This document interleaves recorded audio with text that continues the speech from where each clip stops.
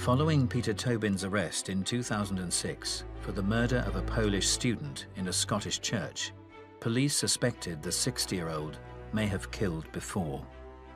Not many people commit their first murder when they're in their 50s or their 60s.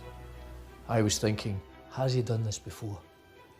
Is this individual a serial killer?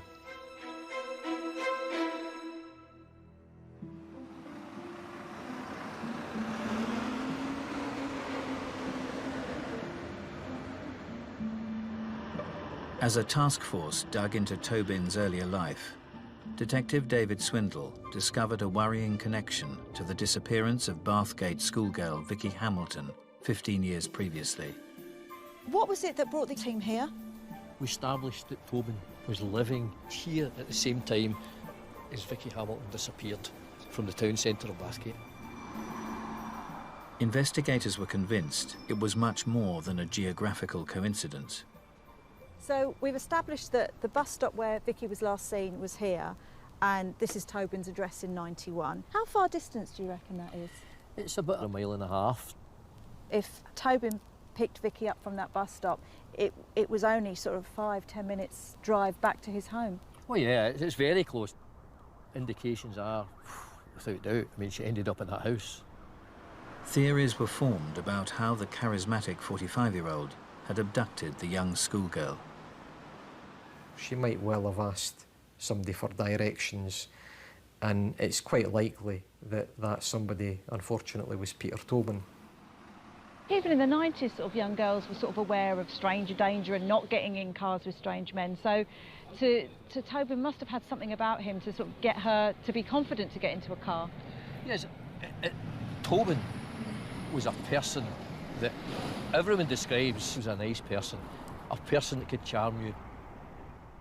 A search of the property would confirm police suspicions that Vicky had tragically fallen under Tobin's spell.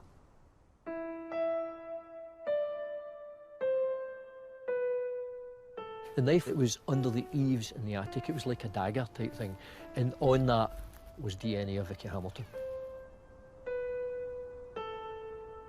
Where did you think Vicky's body might be? There was absolutely nothing to indicate where her body was. Operation Anagram was digging into the depths of Peter Tobin's depravity. But throughout his life, the manipulative monster was often seen as charm personified. In 1969, his 17-year-old girlfriend, Margaret, had become his wife. But the young bride was not headed for wedded bliss. Because I'd been so lonely with him working, he had bought this wee dog, a wee black collie dog, and I called it Butte. It was in the process of being trained, it was yapping a lot, he couldn't stand it. On a rare occasion, Margaret left their third-floor flat. Tobin had been left alone with the 10-week-old pup. And when I went in, I couldn't see the dog anywhere. And I said, "What have you done with Butte?"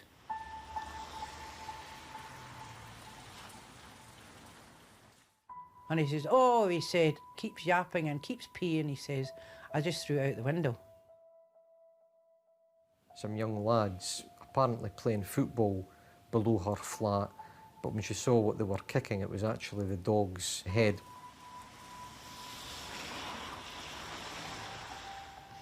He decapitated it and then thrown it out the window.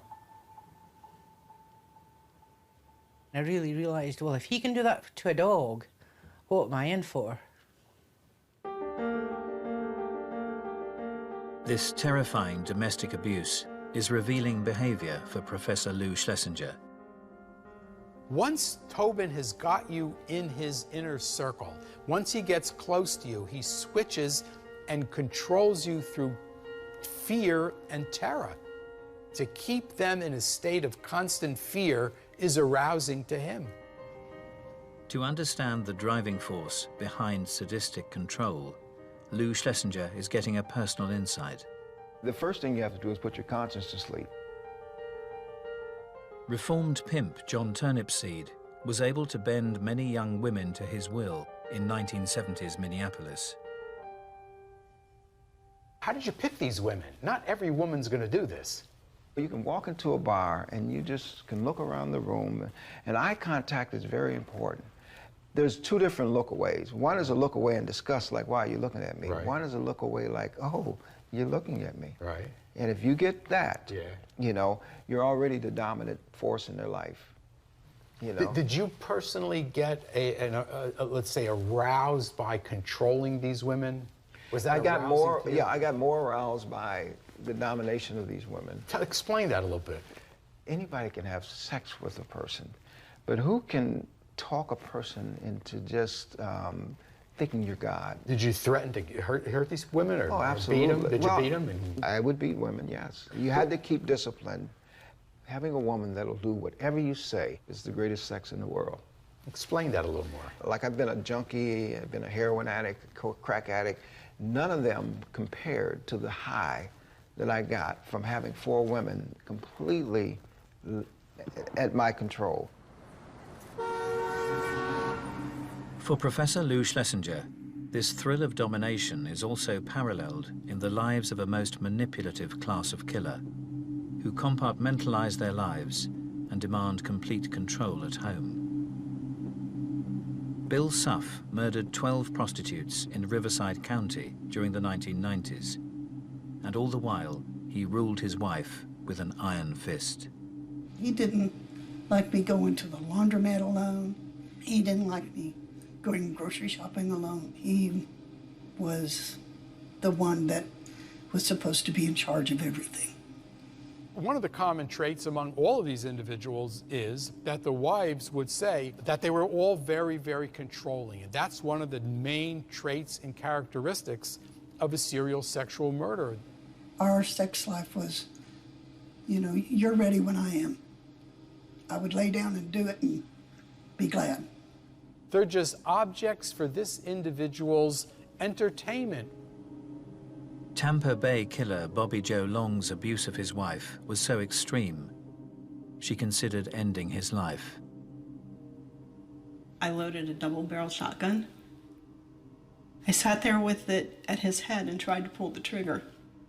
He woke up when his alarm went off, and he said, "Go ahead, bitch, you don't have the nerve." She didn't do it. He convinced her to put the shotgun down, and then he exerted more control over her and abused her more for that.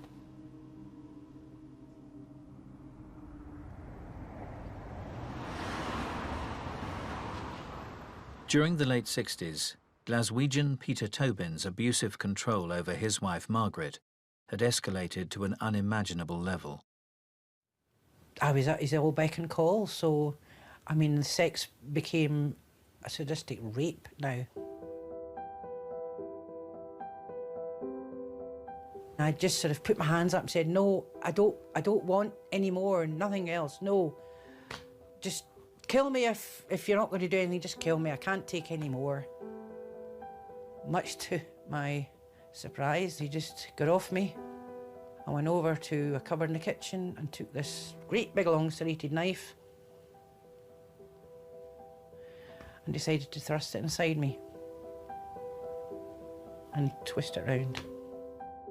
She was bleeding so badly that she bled through the floorboards and onto the ceiling of the flat below. The injuries she suffered left her unable to have children.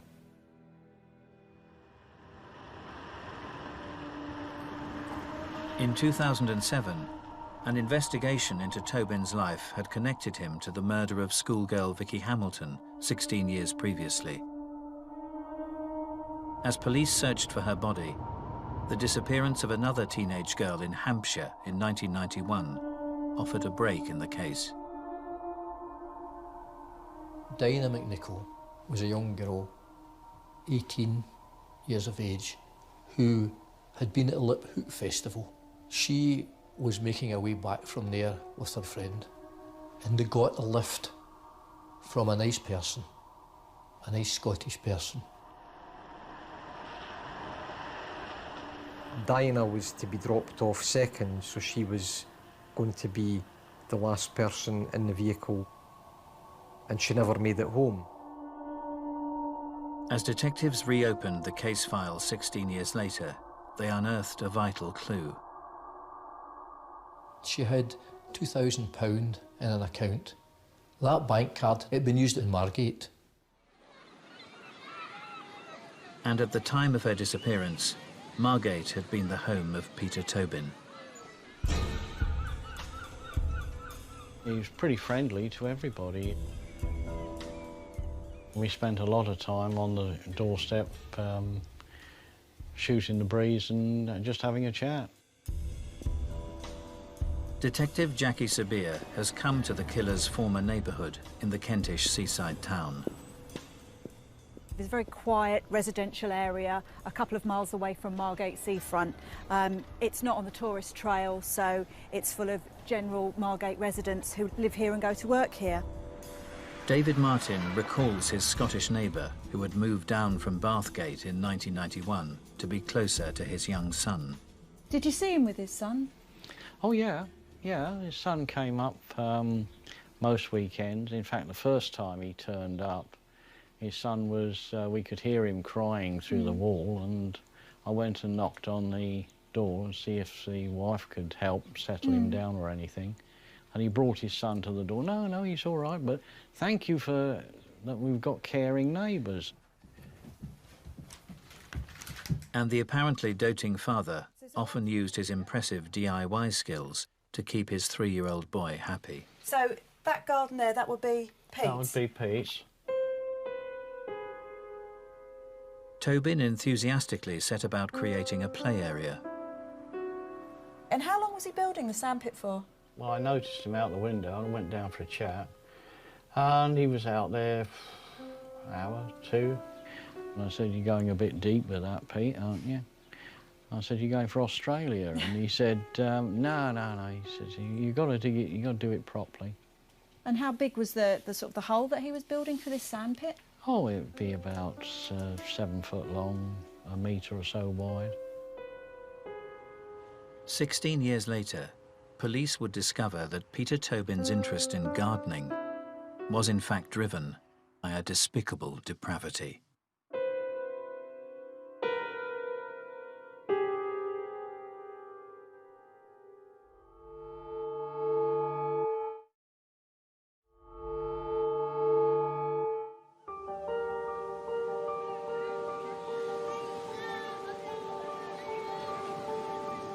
In 2007, evidence had linked convicted killer Peter Tobin to the disappearance of teenager Dinah McNichol 16 years previously. As investigators excavated Tobin's former back garden in Margate, the site of a sandpit revealed a horrific find. I can still remember to this day what I was doing when I received a telephone call telling me that they had found a body. But that body was not Dinah McNichol, it was Vicky Hamilton. After murdering Vicky at his former home in Bathgate, Tobin had driven south with her body in his van. He drove with her remains in his vehicle all 470 miles down sort of the length of the country here to Margate. You could never have imagined that someone had been killed in Scotland and taken so many hundreds of miles away. He has murdered her in his home. He's then cut her in half and he wrapped her body in layers and layers of bin liners.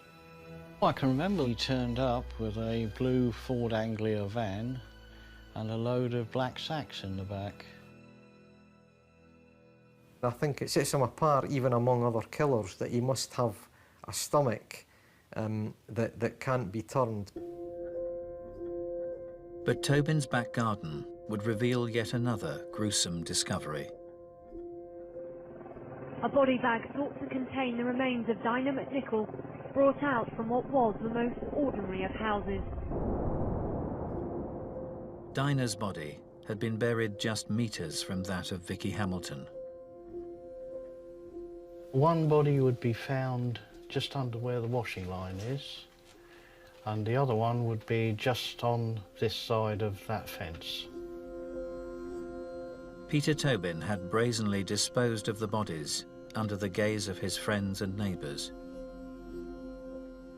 And actually the gardens are quite well overlooked, aren't they? Not only by yours, but by other neighbours, aren't they? Yeah, it's, you can see everyone else, most people's gardens from your back windows. It was just a total surprise. He'd set them in cement and everything. Something that came out from left field, I really didn't expect it. The neighbours liked him. He was always there as a helping hand, a nice individual.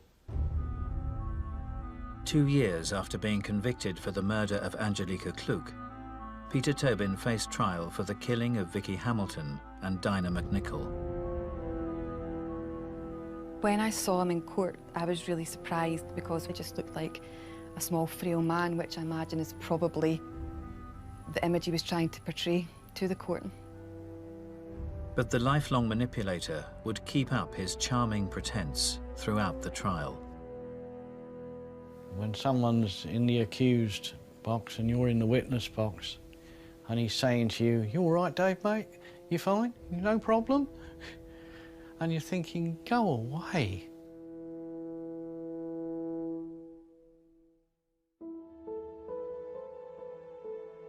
Found guilty on all counts, Peter Tobin was revealed as a serial killer.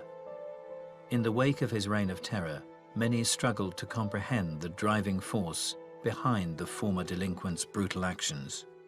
I don't think anybody could say that they could bring up such a sadistic devil child as Tobin ever was.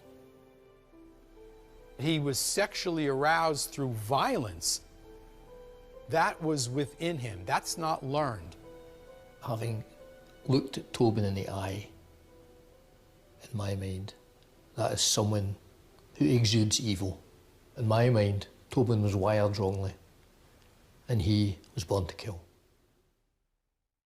Although his past had been studied, with his first known kill committed at 45, Detective Jackie Sabir suspects there may be more victims. That is quite late for a serial killer to begin that pattern of offending. He could have been responsible for many other murders, given how he seemed very comfortable in the act of killing. Peter Tobin will undoubtedly have killed other people. I absolutely believe that he's killed more than 3 times. In Peter Tobin's case, I think he killed much earlier on and then stopped for a long period of time, which is not uncommon either. And like Tobin, many of the most charming and seductive killers started young. Ted Bundy's first known frenzied attack was carried out in his 20s. The Boston Strangler in his early 30s. And the similarities don't end there. Peter Tobin's other despicable traits indicate that he joins this most manipulative class of killer. One of the common characteristics between Tobin and Bundy and DeSalvo is that they look normal. And if you look normal and you can speak, you can disarm anybody because you don't appear threatening to them. And so they're apt to relax and just say, "Hey, nice guy," and then they've got you.